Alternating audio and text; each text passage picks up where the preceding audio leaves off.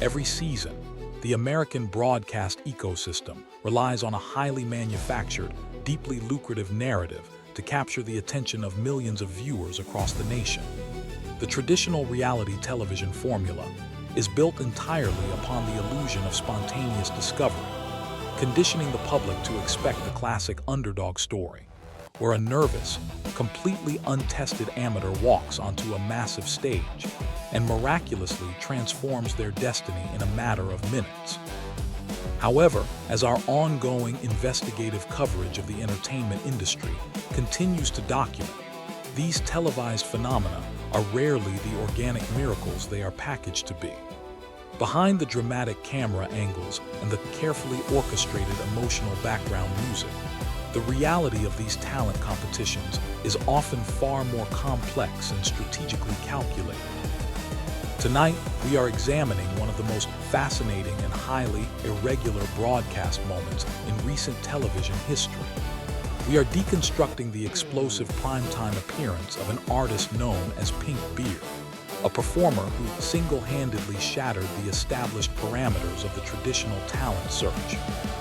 What the viewing public initially perceived as a charming, slightly apprehensive country soul singer looking for a desperate lucky break was, in reality, a highly strategic television debut by a world-class, multi-platinum music industry veteran. This is the untold story of a secret hitmaker who spent a decade and a half engineering the soundtracks of our lives from the shadows, only to step into the spotlight and force the most intimidating judges in Hollywood to completely reevaluate their understanding of raw, undeniable talent.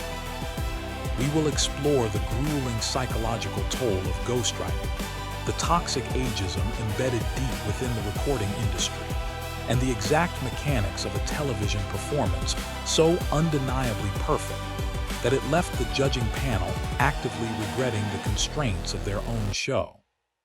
To truly comprehend the massive scale and significance of this televised event, our investigation must first pull back the heavy curtain on the artist's extensive and highly successful hidden past within the music industry.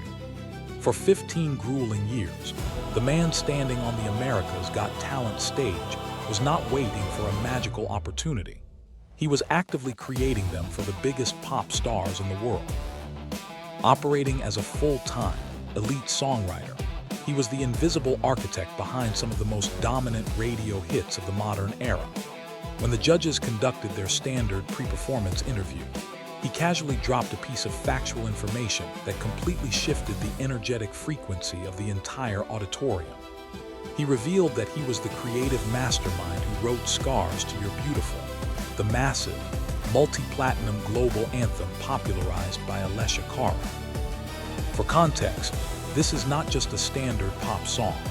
It is an internationally recognized, award-winning cultural phenomenon that defined an entire era of radio broadcasting. The revelation that the television network had secured a musical genius of this specific caliber immediately transformed the nature of the broadcast. He was not an amateur seeking validation from celebrity judges. He was a master of his craft who had spent over a decade translating the emotional experiences of other celebrities into highly profitable commercial art. However, the reality of being an elite ghostwriter in the modern music industry is incredibly taxing and psychologically draining. You are tasked with pouring your soul into a composition, only to watch another artist perform it under the stadium lights, while you remain completely anonymous in a windowless recording studio.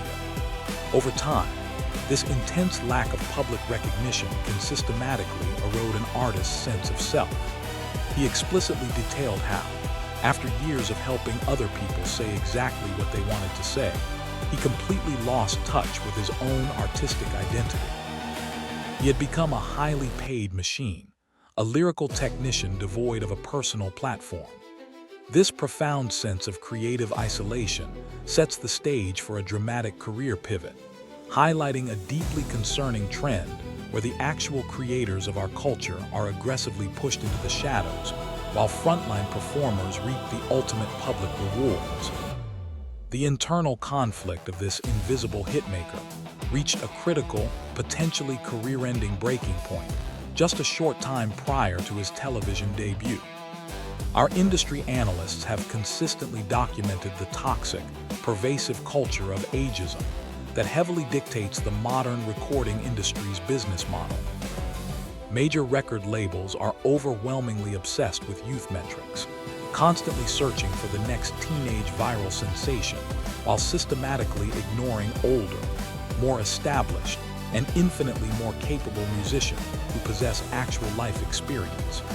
By the time the year 2025 arrived, the crushing weight of this industry prejudice had brought him to the absolute brink of professional resignation.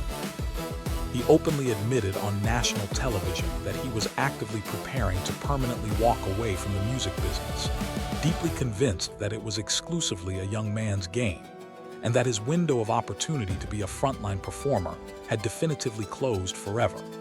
It is a tragic, sobering reality that a genius capable of writing generational anthems felt completely marginalized and entirely discarded by the very industry he helped build and sustain.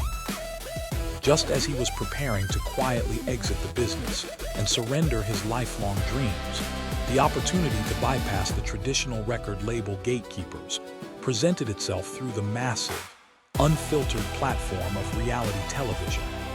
America's Got Talent offered something that the major record executives simply would not: a direct, unmediated line to millions of American voters. Stepping onto that stage was not a desperate plea for fame. It was a highly strategic, incredibly bold act of professional defiance. He was actively challenging the rigid, superficial parameters of the music industry, demanding to be seen and heard on his own exact terms without a corporate middleman dictating his demographic value. This context fundamentally alters how we must view his audition. It was a do-or-die moment, a final, aggressive push against the dying of the light.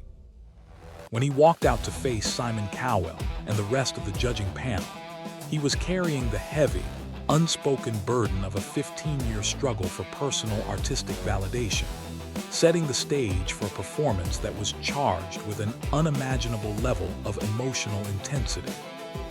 When the initial interview concluded and the music finally began, the carefully constructed illusion of a standard reality television audition instantly evaporated into thin air. Pynk Beard did not simply sing a song. He delivered a ferocious, hyper-polished, stadium-level masterclass that completely obliterated the standard expectations of the primetime format. He debuted an original composition, a remarkably infectious country and R&B fusion that showcased his absolute mastery of genre blending and commercial songwriting. The track was a lyrical tour de force, packed with clever wordplay, deeply relatable storytelling, and a melodic hook so undeniably powerful that it immediately embedded itself in the minds of the live audience before the first chorus even finished. But it was not just the brilliant composition that shocked the room. It was the flawless, elite execution of his vocal performance. His voice possessed a rich, soulful maturity that simply cannot be taught in a reality show boot camp. It is a texture forged through thousands of hours of relentless studio grinding and vocal arrangement. He commanded the physical space of the stage with the effortless swagger of a veteran headliner, engaging the crowd and leading his backing band with a telepathic precision that only comes from years of professional dedication. The juxtaposition between his humble introduction and his explosive talent was absolutely staggering. The judging panel, normally known for their calculated, hypercritical analysis, were visibly thrown entirely off balance. They were watching a man who had allegedly been hiding behind a writer's desk for his entire career, completely dominate a national stage with more charisma and raw power than artists half his age. He did not miss a single cue. He did not waver on a single note, and he projected a level of joyful, infectious energy that completely captivated the entire auditorium. It was a definitive, undeniable statement of arrival. He was aggressively proving to the music industry executives, who had previously ignored him, that they had made a massive, unforgivable miscalculation. And he was doing it live on one of the most widely broadcast television networks on the planet. The immediate aftermath of this monumental performance resulted in one of the most stunning and unprecedented verdicts in the history of the television franchise. As the final notes echoed through the massive auditorium, the crowd erupted into a deafening, sustained standing ovation. But it was the reaction of the celebrity judges that truly cemented the historical significance of the audition. Howie Mandel, a veteran of the entertainment industry with decades of experience identifying commercial viability, completely bypassed the standard pleasantries and made a bold, definitive declaration.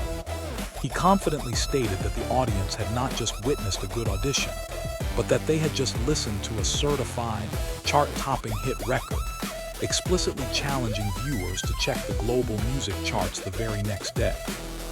The level of praise was absolute and unanimous, but it was accompanied by a shocking admission of profound regret from the judging panel. They openly lamented the fact that they had already exhausted their limited supply of golden buzzers earlier in the season.